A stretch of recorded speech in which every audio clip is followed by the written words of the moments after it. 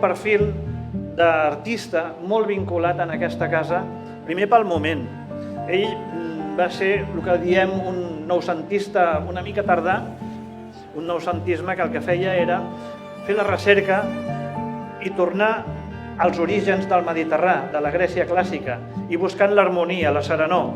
Ha fet aquesta exposició molt bé amb l'intitulat Serenor i Harmonia, precisament perquè són aquests valors que tants artistes d'aquest moment van tenir aquí a Catalunya.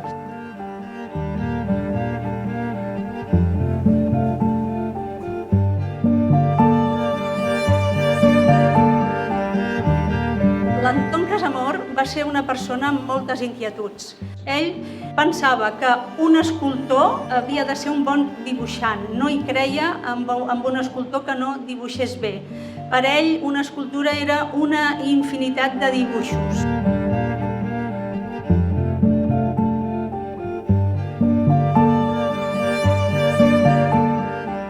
Veureu que l'exposició consta de 3 blocs: nusos, retrat i paisatge.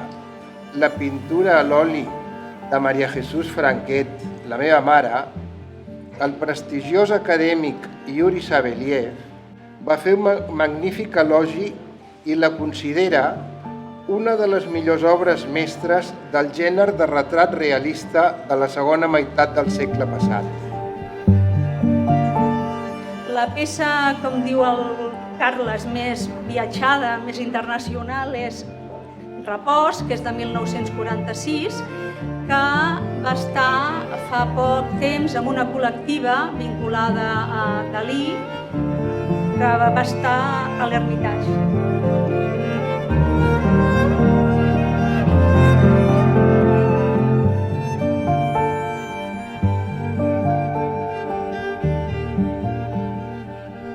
Un aplaudiment per la família, per l'Anton Casamor i per l'art i el noucentisme. Gràcies.